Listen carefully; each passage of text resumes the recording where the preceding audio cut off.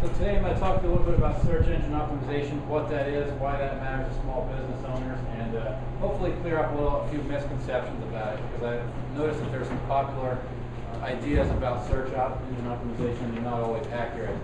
But let's go ahead and dive right into that. So the way I define search engine optimization is the process of building an internet presence that makes it easy for the right people to find you at the right time.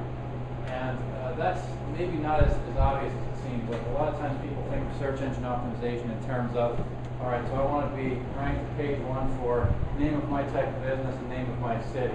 But the problem with that approach, and I'm not saying you don't want to do that, you do want people to find that if they're looking for it. The problem is that that doesn't necessarily influence the buying decision, because remember that on page 1 for any given set of keywords, there's 9 other people you're competing with. So even if you're top of page 1, that doesn't necessarily influence somebody to do business with you versus the person who's on page 2 or page 3. So it helps you to get seen, it helps them to know that you exist, but that's only part of the equation. So I want to talk about the whole picture today, and what are some things and some practices you can put in place to help yourself build that presence. So now I'm coming fresh out of BNI member training 3 weeks ago, so I picked these 2 words on purpose: visibility and credibility. So as far as I'm concerned, anything that you do with marketing should help you do those 2 things, or you shouldn't be doing it. So I just talked a little bit about visibility. I'm going to talk about that a little bit more in a minute.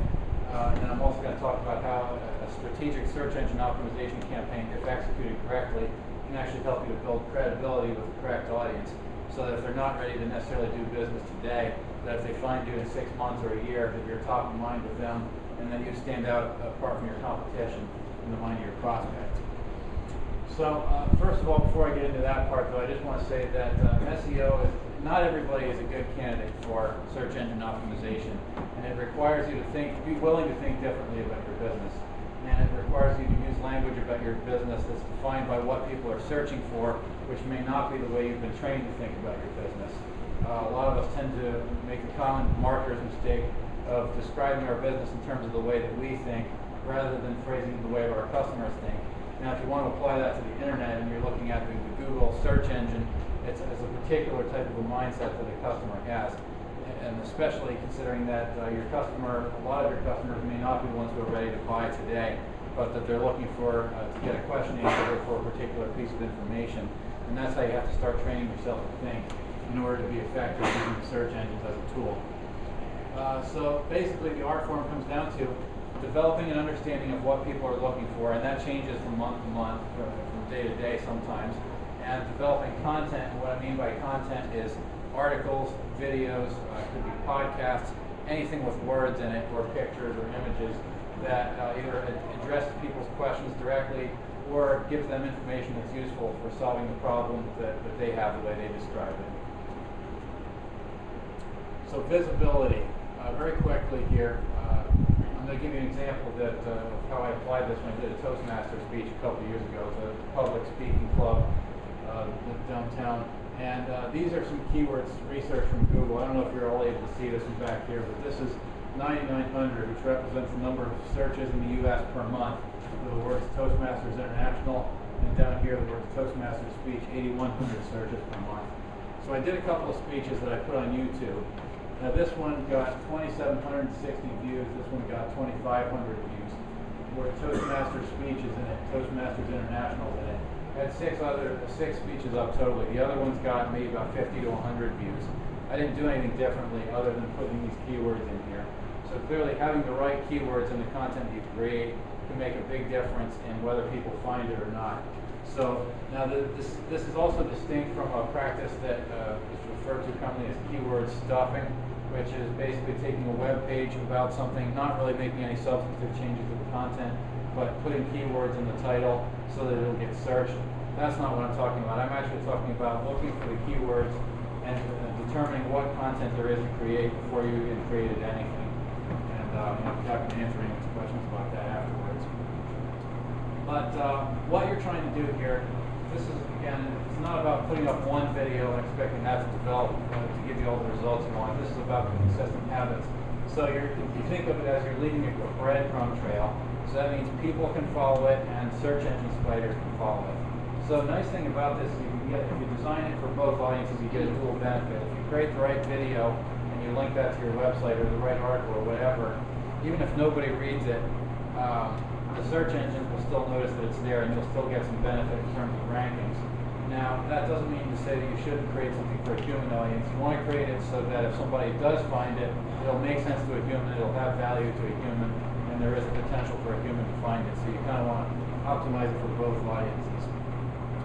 So let's talk about credibility. How does any of this help build your credibility online if you do these kinds of things? Well, in order to build credibility, you got to focus on building real relationships with real people. I kind of referenced that a minute ago when I talked about the tendency to think of SEO in terms of how do I just look good for Google. Google exists for the purpose of helping people find relevant information. That's what they've been doing since 1997 when they started. So you got to remember what Google is trying to do and think in terms of the people who use Google and think about what would those people be happy to find if they went searching for a question that's relevant to your industry.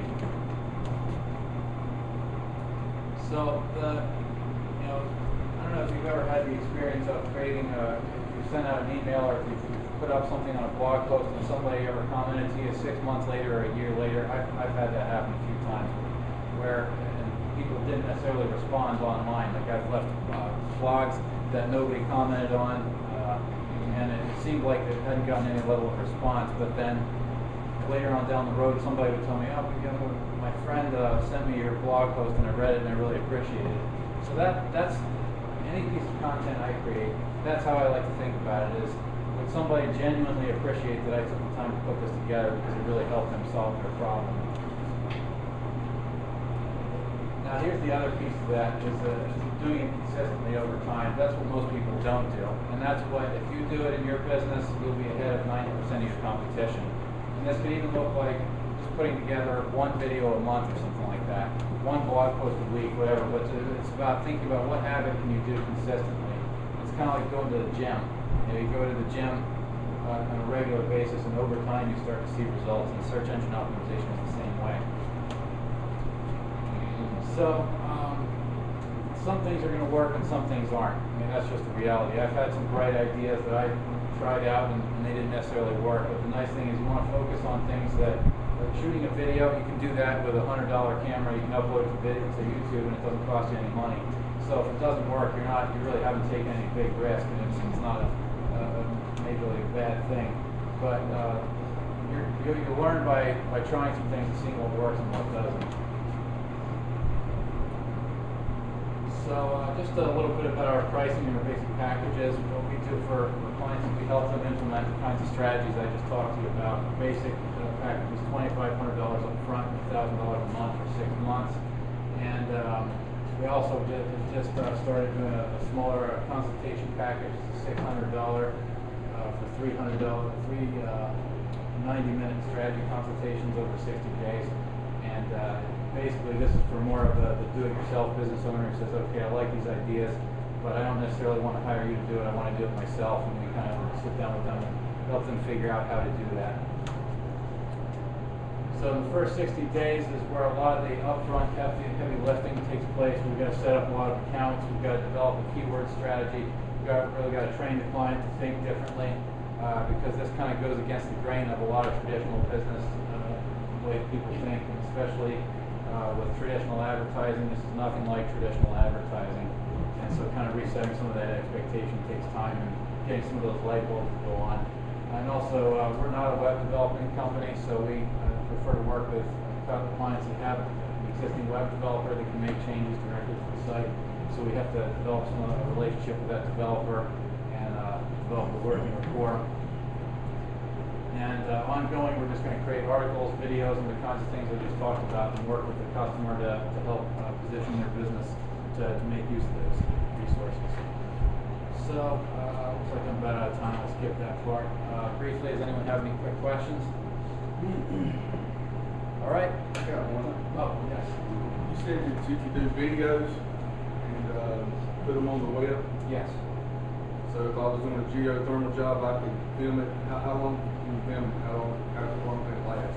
Well, you can go as long as you want. YouTube won't let you upload anything longer than 10 minutes, and I generally recommend trying to do short ones between 45 seconds to a minute and a half because you're dealing with the age of the short attention span.